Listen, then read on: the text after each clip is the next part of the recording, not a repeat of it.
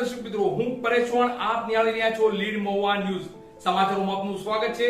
હવે સમાચારો નિહાળીશું વિસ્તારપૂર્વક.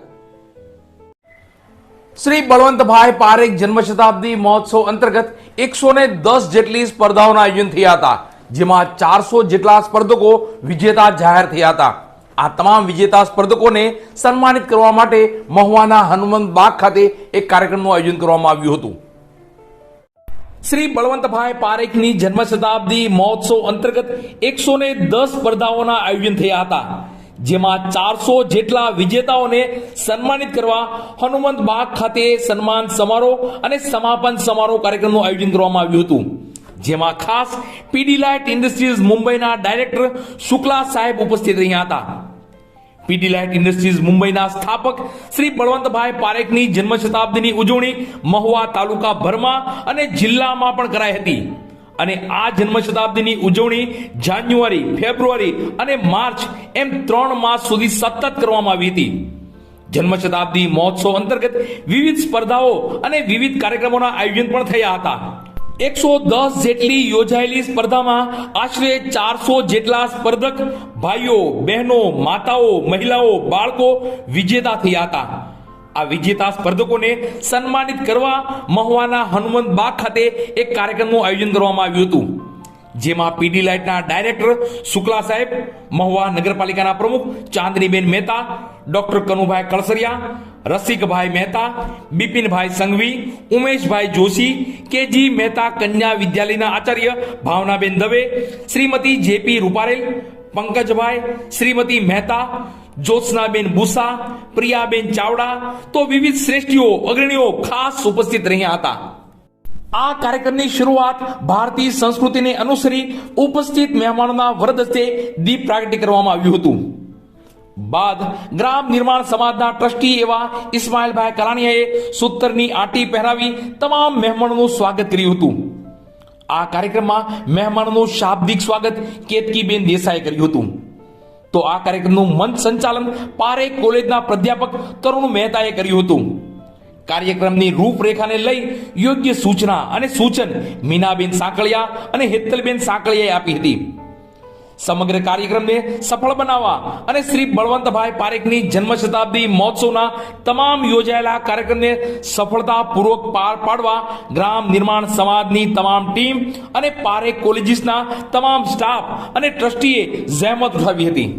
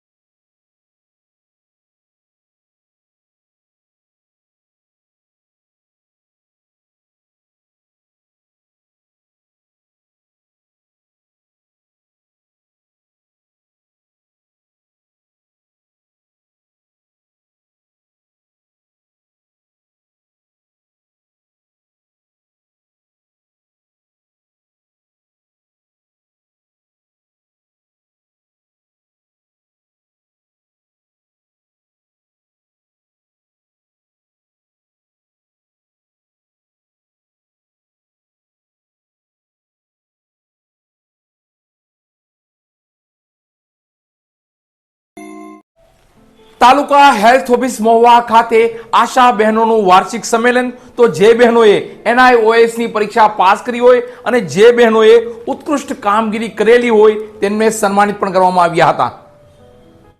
મહુવા તાલુકા health office ખાતે આશા બહેનોનું વાર્ષિક સંમેલન અને સન્માન સમારોહનું આયોજન કરવામાં આવ્યું હતું.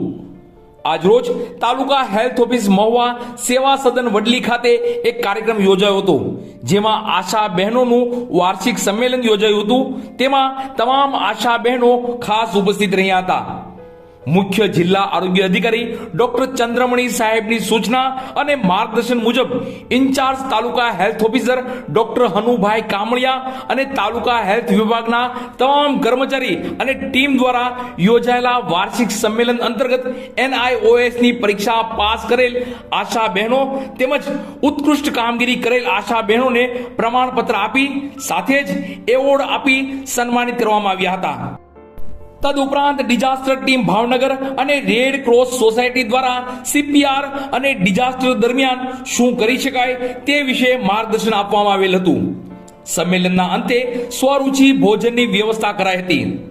સંમેલન અને આ કાર્યક્રમને લઈ આરોગ્ય વિભાગ મહુવા અને ભાવનગરની ટીમ દ્વારા જહેમત ઉઠાવી કાર્યક્રમને સફળ કર્યો હતો. મહુવા શહેરમાં જગ્યા ભાડે આપવાની છે તો આજે જ સંપર્ક કરો. મહુવા શહેરની એકદમ મધ્યમાં.